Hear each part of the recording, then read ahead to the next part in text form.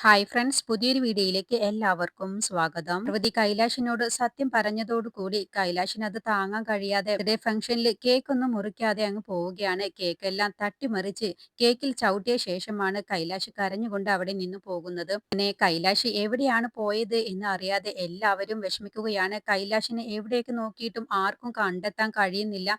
അങ്ങനെ പ്രിയനൊക്കെ ബൈക്ക് എടുത്തുകൊണ്ട് കൈലാഷ് എവിടേക്കാണ് പോവാൻ സാധ്യതയുള്ളത് എന്ന് നോക്കിയിട്ട് അവിടെയെല്ലാം നോക്കുകയാണ് ട്ടോ. കൈലാഷിനെ അപ്പോഴൊന്നും പ്രിയന് പോലും കണ്ടെത്താൻ കഴിയുന്നില്ല. അപ്പോ പ്രിയനൊക്കെ കൈലാഷിന്റെ ഫോണിലേക്ക് വിളിക്കുമ്പോൾ ഫോണ് സ്വിച്ച് ഓഫ് ആണെന്ന് കാണുകയാണ്. അപ്പോ പി.കെ.ആറിനും സീതയ്ക്കൊക്കെ നല്ല ടെൻഷൻ ആവുകയാണ്. അപ്പൊ സീത പറയാണ് പി.കെ.ആറിനോട്, എവിടെയാണെങ്കിലും എന്റെ മോനെ എത്രയും പെട്ടെന്ന് കണ്ടുപിടിച്ചു തരണം. ആ പാർവതി കാരണമാണ് ഇതൊക്കെ സംഭവിച്ചത് എന്ന് പറഞ്ഞ് കുറ്റപ്പെടുത്തുന്ന സമയത്ത് പി.കെ.ആർ തിരിച്ചും സീതയെ കുറ്റപ്പെടുത്തുകയാണ്. നീ കാരണമാണ് കൈലാഷിന് ഇങ്ങനെയൊക്കെ സംഭവിച്ചത്. പാർവതി ഇതുവരെയും കൈലാഷിനെ പ്രണയിച്ചിട്ടില്ല. തിരിച്ചാണ് കൈലാഷ് മാത്രമാണ് പാർവതിയെ പ്രണയിച്ചിട്ടുള്ളത്. അത് നീ മനസ്സിലാക്കിയില്ല. നിന്റെ എടുത്തുചാട്ടം കൊണ്ടാണ് ഇങ്ങനെയൊക്കെ സംഭവിച്ചത് എന്ന് പറഞ്ഞ് തിരിച്ച് പി.കെ.ആറും സീതയെ കുറ്റപ്പെടുത്തുകയാണ് ട്ടോ. അങ്ങനെ എല്ലാവരും നല്ല ടെൻഷനിലാണ്. കൈലാഷ് എവിടെ പോയി? ഇനി എന്തെങ്കിലും അവിവേകം കാണിക്കുമോ എന്നുള്ള ടെൻഷനിലാണ്.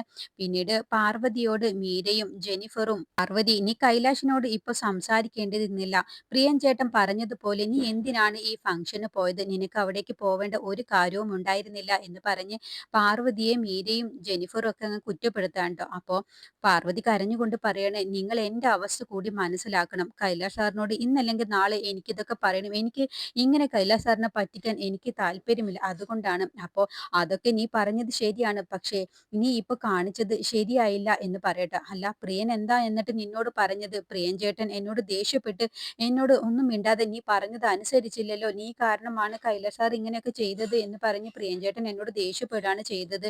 ഇപ്പൊ ഞാൻ പ്രിയൻ ചേട്ടന് കുറെ തവണയായി വിളിക്കുന്നു. പക്ഷെ പ്രിയൻ ചേട്ടൻ എന്റെ ഫോൺ എടുക്കുന്നില്ല. പാർവതി ഇതെല്ലാം കരഞ്ഞുകൊണ്ടാണ് പറയുന്നത്. കൈലാഷിനെ കുറിച്ച് ഒരു വിവരവും ഇല്ല. പ്രിയൻ ചേട്ടനോട് വിളിച്ച് ചോദിച്ചിട്ട് പ്രിയൻ ചേട്ടൻ ഫോൺ എടുക്കുന്നുമില്ല എന്നൊക്കെ പറയുന്ന സമയത്ത് ജെനിഫർ പറയാണ്, ഞാൻ എന്തായാലും പ്രിയൻ ഒന്ന് വിളിച്ചു നോക്കട്ടെ എന്ന് പറഞ്ഞ് പ്രിയനെ വിളിക്കുകയാണ് ട്ടോ. അങ്ങനെ ജെനിഫറിന്റെ കോള് കാണുമ്പോൾ പ്രിയൻ എടുക്കുകയാണ്. എന്നിട്ട് ചോദിക്കുക, എന്താണ് ജെനിഫർ എന്ന് ചോദിക്കുമ്പോൾ, അല്ല കൈലാഷ് സാറിനെ കുറിച്ച് എന്തെങ്കിലും വിവരം കിട്ടിയോ? ഇല്ല, ഞാൻ എനിക്ക് അറിയാവുന്ന സ്ഥലങ്ങളിലൊക്കെ ഞാൻ പോയി അന്വേഷിച്ചു. പക്ഷേ സാർ അവിടെ ഒന്നും എത്തിയിട്ടില്ല. എവിടെയാണ് സാറ് പോയത് എന്ന് പോലും അറിയില്ല. ഇതിനൊക്കെ കാരണം പാർവതിയാണ്. ഞാൻ പാർവതിയോട് പറഞ്ഞതാണ് ഈ പരിപാടിക്ക് വരണ്ട എന്ന്. എന്നിട്ട് പാർവതി എന്റെ വാക്കിന് ഒരു വിലയും കൊടുത്തില്ല. അതുകൊണ്ടല്ലേ ഇങ്ങനെയൊക്കെ സംഭവിച്ചത്. അപ്പോൾ ജെന്നിഫർ പറയണ, പാർവതി എങ്ങനെ കുറ്റപ്പെടുത്തല്ലേ പ്രിയൻ ചേട്ടാ, കാരണം അവൾ നല്ല സങ്കടത്തിലാണ്. എന്തായാലും കൈലാഷ് സാറിനോട് ഇന്നല്ലെങ്കിൽ നാളെ പറയേണ്ട കാര്യമില്ലേ അവൾ പറഞ്ഞത്. പാർവതി പറഞ്ഞതുപോലെ കൈലാഷ് സാർ ഈ ഫംഗ്ഷന് പാർവതി ചെന്നില്ലായിരുന്നെങ്കിൽ ഹോസ്റ്റലിലേക്ക് വന്ന് പാർവതിയെ വിളിച്ചോണ്ട് പോകും. പാർവതിയാണെങ്കിലോ നല്ല വിഷമത്തിലാണ്. പ്രിയൻ ഫോൺ എടുക്കുന്നില്ല എന്നൊക്കെ പറഞ്ഞ്, എന്തായാലും രണ്ടു വാക്ക് സംസാരിക്കുക എന്ന് പറഞ്ഞ് ജെന്നിഫർ പാർവതിക്ക് ഫോൺ കൊടുക്കുകയാണ് ട്ടോ. എന്നിട്ട് പ്രിയൻ പറയും, പ്രിയൻ ചേട്ടാ എന്തെങ്കിലും കൈലാഷ് സാറിന്റെ വിവരം കിട്ടിയോ എന്ന് ചോദിക്കുമ്പോൾ പ്രിയൻ അങ്ങ് ദേഷ്യപ്പെടുക്കണേ, ഇല്ല നീ കാരണമല്ല, നിന്നോട് ഞാൻ പറഞ്ഞതല്ലേ. പ്രിയൻ ചേട്ടൻ ആദ്യം ഒരു കാര്യം മനസ്സിലാക്കി, ഞാനിപ്പോ ഇന്ന് ആ ചടങ്ങിലേക്ക് വന്നില്ലായിരുന്നെങ്കിലും ഹോസ്റ്റലിലേക്ക് എന്നെ തേടി കൈലാഷ് സാർ ഇവിടെ വരും. അപ്പൊ പിന്നെ എന്നാലും നിനക്കൊന്നും മിണ്ടാതിരിക്കാമായിരുന്നില്ലേ? നീ കാരണമല്ലേ ഇന്ന് ഫംഗ്ഷനൊക്കെ കുളമായത്. ഇന്ന് ഇങ്ങനെയൊക്കെ സംഭവിച്ചതെല്ലാം നീ കാരണമാണ്. ഞാൻ നിന്നോട് പറഞ്ഞതല്ലേ, ഞാൻ തന്നെ കൈലാഷ് സാറിനോട് ഇക്കാര്യം പറഞ്ഞോളാം. അതുവരെയുള്ള സാവകാശം ഞാൻ നിന്നോട് പറഞ്ഞതല്ലേ. പക്ഷെ നിന്റെ എടുത്തുചാട്ടം കൊണ്ടാണ് ഇങ്ങനെയൊക്കെ സംഭവിച്ചത്. നീ ഫോൺ വെക്ക് എന്ന് പറഞ്ഞ് പ്രിയൻ ഫോൺ ദേഷ്യത്തിൽ വെക്കാണ് ട്ടോ. എന്നിട്ട് വീണ്ടും കൈലാഷിനെ തെരഞ്ഞു പോവുകയാണ്. അപ്പോ പ്രിയൻ പറഞ്ഞത് കേട്ടപ്പോ പാർവതിക്ക് നല്ല വിഷമാവാണ്. ഇനിയിപ്പോ എന്തെങ്കിലും അവിവേകം കാണിക്കുമോ എന്നുള്ള ടെൻഷനിലാണ് ട്ടോ പാർവതിയും നിൽക്കുന്നത്. എന്നിട്ട് ജെന്നിഫറും ഐഷയും മീരയൊക്കെ ഈ കാര്യങ്ങളൊക്കെ ഭൂമിക മേഡത്തിനോട് പോയി പറഞ്ഞിട്ടുണ്ടാവും. അപ്പോൾ ഇതിനെക്കുറിച്ചൊന്നും പറയാതെ ഇന്നത്തെ ബർത്ത്ഡേ ഫംഗ്ഷൻ കൈലാഷ് സാറിന്റെ നടന്നില്ല എന്ന് മാത്രമാവും അവർ സൂചിപ്പിച്ചിട്ടുണ്ടാവുക. അങ്ങനെ ഭൂമിക പാർവതിയുടെ അടുത്തേക്ക് വരികയാണ്. എന്തു പറ്റി? എന്താണ് ഇന്ന് ചടങ്ങൊന്നും നടക്കാതിരുന്നത്? കൈലാഷ് എന്തുകൊണ്ടാണ് ബർത്ത്ഡേ ഇന്ന് നടക്കാതെ അവിടെ നിന്ന് പോയത്? എന്താ കാരണം എന്ന് ചോദിക്കുമ്പോൾ പാർവതി മീരയെയും ഐഷയെയും ജെന്നിഫറിനെയും നോക്കുകയാണ് ട്ടോ. അപ്പോൾ അവരെ നോക്കണ്ട, അവരെന്നോട് ഒന്നും പറഞ്ഞിട്ടില്ല. നീ പറ പാർവതി, എന്താ ഉണ്ടായത് എന്ന് ചോദിക്കാട്ടോ. അപ്പൊ പാർവതി എല്ലാ കാര്യങ്ങളും ഭൂമികയോട് പറയാൻ വേണ്ടി ഇങ്ങനെ ഒരുങ്ങാണ്. അപ്പോഴാണ് ഭൂമികയുടെ ഹോസ്റ്റലിന്റെ അടുത്ത് ഒരു കാറ് വന്ന് നിൽക്കുന്നത്. അപ്പോ എല്ലാവരും കൂടി അതിലേക്ക് നോക്കാണ്. അപ്പോ കുടിച്ച് ലക്ക് കെട്ട് കൈലാഷ് ബോധമില്ലാതെ കാറിൽ നിന്നും വന്ന് ഇറങ്ങുകയാണ് ട്ടോ. എന്നിട്ട് കൈലാഷിന് നിൽക്കാൻ പോലും കഴിയുന്നില്ല. കൈലാഷ് അവിടെ വീഴുകയാണ്. അപ്പോഴത്തേക്കും എല്ലാവരും കൂടി ഓടി ചെല്ലുകയാണ്. കൈലാഷ് നിനക്ക് എന്ത് പറ്റി എന്ന് ചോദിക്കുമ്പോൾ കൈലാഷ് നല്ല ദേഷ്യം, എവിടെയാണ് ആ പാർവതി, എടി നീ പുറത്ത് വാടി എന്നൊക്കെ പറഞ്ഞ് ദേഷ്യപ്പെട്ടിട്ടാണ് ട്ടോ. കൈലാഷ് കുറച്ച് മോശമായിട്ട് സംസാരിച്ചിട്ടാണ് വിളിക്കുന്നത്. അപ്പോഴത്തേക്കും ഭൂമികയും മീരയും ജെനിഫറും പാർവതിയൊക്കെ പുറത്തേക്ക് വരികയാണ്. ഹോസ്റ്റലിലുള്ള കുട്ടികളെല്ലാവരും പുറത്തേക്ക് വരികയാണ്. ഒപ്പം തന്നെ മുക്തയും ഫ്രണ്ട്സുകളും എല്ലാവരും വരിക കേട്ടോ. അപ്പോൾ മുക്തയോട് പറയാണ് മുക്തയുടെ ഫ്രണ്ട്സ്, അല്ല ഈ കൈലാഷ് എന്താ ഇങ്ങനെ കുടിച്ച് ബോധമില്ലാതെയാണല്ലോ വന്നിട്ടുള്ളത്, അപ്പോൾ ഇവൻ മോശപ്പെട്ടവനാണോ? അപ്പോൾ ദേഷ്യം പിടിച്ച് മുക്ത അവന്തികയെ ദേഷ്യം പിടിച്ച് തുറിച്ചു നോക്കുകയാണ്. അപ്പോൾ അവര് മിണ്ടാതെ നിൽക്കുകയാണ്. എന്നിട്ട് കൈലാഷ് പറയാണ്, പാർവതി നിന്നോട് ഞാൻ എന്ത് തെറ്റാണ് ചെയ്തത്? നിനക്ക് എന്നെ ഇഷ്ടപ്പെടാതിരിക്കാൻ മാത്രം എന്താണ്, നീ എന്തിനാണ് എന്നെ ദൈവത്തിനെ പോലെ കാണുന്നത്? ഞാൻ നിന്നെ മനസ്സറിഞ്ഞാണ് ഞാൻ നിന്നെ സ്നേഹിച്ചത് എന്ന് പറഞ്ഞ് ഒരുപാട് സങ്കടപ്പെട്ട് കരഞ്ഞുകൊണ്ടാണ് കൈലാഷ് പാർവതിയോട് സംസാരിക്കുന്നത്. എന്നിട്ട് പറയാണ്, നിനക്ക് എന്നിൽ കാണുന്ന കുറവ് എന്താണ്? ഞാനൊരു പണക്കാരനായതോ? എങ്കിൽ നിനക്ക് വേണ്ടി ഞാൻ എല്ലാം വലിച്ചെറിഞ്ഞ് ഒന്നുമില്ലാത്തവനായി ഞാൻ നിന്റെ അടുത്തേക്ക് വരാം. അപ്പോഴെങ്കിലും നീ എന്റെ പ്രണയം സ്വീകരിക്കുമോ? ഞാൻ നിന്നെ എന്റെ കമ്പനിയിലേക്ക് വന്ന് ജോലി ചെയ്ത അന്ന് മുതലല്ല ഞാൻ നിന്നെ സ്നേഹിച്ചത്. ഞാൻ നിന്നെ ആദ്യമായി കണ്ട നിന്റെ നാട്ടുമ്പുറത്ത് വെച്ച് തന്നെ എനിക്ക് നിന്നെ ഇഷ്ടമായി. എന്റെ ജീവിത പങ്കാളിയായിട്ട് നീ മാത്രം മതിയെന്ന് ഞാൻ അന്ന് തന്നെ തീരുമാനിച്ചതാണ്. അന്ന് നിന്റെ അവസ്ഥ എന്താണോ, നീ ആരാണെന്നോ, നീ എവിടെയാണെന്നോ, നിനക്ക് എന്താണ് അവസ്ഥ, നീ പണമുള്ളവളാണോ ഇല്ലാത്തവളാണോ എന്നൊന്നും ഞാൻ അന്വേഷിച്ചിട്ടില്ല. നിന്നെ കണ്ട അന്ന് മുതൽ എന്റെ മനസ്സിൽ നീ പതിഞ്ഞു കഴിഞ്ഞു.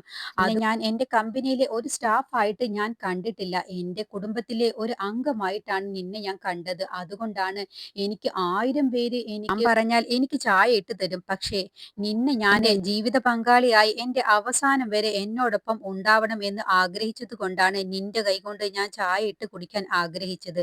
എനിക്ക് രാവിലെ എണീറ്റ ഉടനെ തന്നെ നിന്റെ കൈകൊണ്ടുള്ള ബെഡ് കോഫി കിട്ടാൻ വേണ്ടിയാണ്, അതിനുള്ള പ്രാക്ടീസ് ആയിട്ടാണ് ഞാൻ നിന്നെ ഓഫീസിൽ നിന്നും നിന്റെ കൈകൊണ്ട് ഞാൻ ചായ വാങ്ങിച്ചു കുടിച്ചത്. ഒക്കെ കൈലാഷ് കരഞ്ഞുകൊണ്ടാണ് ട്ടോ യാചനയോട് കൂടിയാണ് പാർവതിയോട് ഇതൊക്കെ പറയുന്നത്. അപ്പോഴൊക്കെ ഭൂമിയൊക്കെ തടയുന്നുണ്ട്. കൈലാഷ്, നിനക്ക് പാർവതിയോട് സംസാരിക്കണമെങ്കിൽ നിനക്ക് നാളെ സംസാരിക്കും. നീ ഇപ്പൊ പോവാൻ നോക്ക് എന്ന് പറയുമ്പോ, ഇല്ല എനിക്ക് പറയാനുള്ളതൊക്കെ ഞാൻ പറഞ്ഞിട്ടാണ് ഞാൻ പോവുക.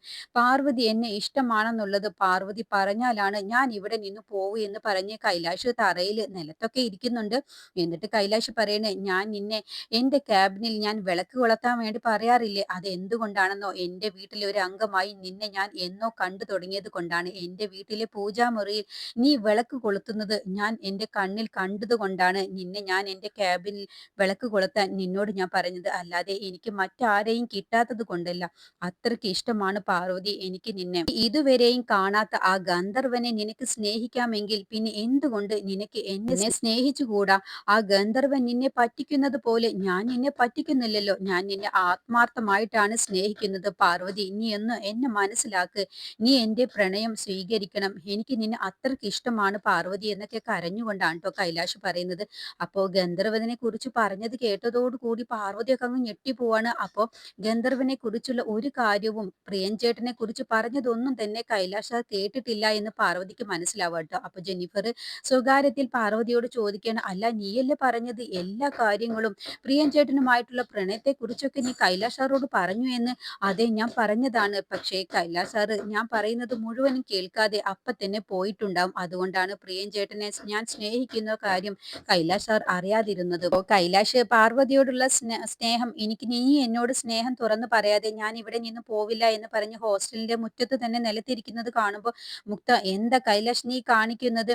നീ വാ, നിന്നെ ഞാൻ വീട്ടിൽ കൊണ്ടാക്കാം എന്ന് പറയുമ്പോൾ മുക്തയോട് മാറി നിൽക്കാൻ പറയണേ. നിങ്ങൾ എല്ലാവരും എന്നെ ചതിക്കുകയാണ്, നിങ്ങൾ എല്ലാവരും എന്നെ പറഞ്ഞു പറ്റിച്ചു എന്നൊക്കെ പറഞ്ഞ് വീണ്ടും കൈലാഷ് കരയാണ് ട്ടോ. അപ്പൊ ഭൂമിക പറയണേ, നീ എന്താ കൊച്ചു കുട്ടികളെ പോലെ ഇങ്ങനെ വാശി പിടിക്കുന്നത്? നീ എന്തിനാ കൈലാഷ് ഇങ്ങനെ കരുതുന്നത്? നിന്നോടല്ലേ പറഞ്ഞത് പാർവതിയോട് നമുക്ക് നാളെ സംസാരിക്കാം, ഞങ്ങൾ എല്ലാവരും പാർവതിയോട് സംസാരിക്കാം എന്ന് പറയുമ്പോ, ഇല്ല പാർവതി എന്നോട് ഇപ്പൊ തന്നെ പറയണം. അപ്പോഴത്തേക്കും ജെന്നിഫർ ആരും കാണാതെ പ്രിയന് ഫോൺ വിളിക്കാണ്. പ്രിയൻ ചേട്ടൻ ഇപ്പൊ എവിടെയെന്ന് ചോദിക്കുമ്പോൾ, ഞാൻ കൈലാഷ് സാറിനെ അന്വേഷിച്ച് ഇറങ്ങിയിട്ട് ഇതുവരെയും കൈലാഷ് സാറിനെ കണ്ടുപിടിക്കാൻ കഴിഞ്ഞിട്ടില്ല. നീ എന്തിനാണ് എന്നെ വിളിച്ച് ഇടയ്ക്കിടയ്ക്ക് വിളിച്ച് ശല്യം ചെയ്യുന്നത്?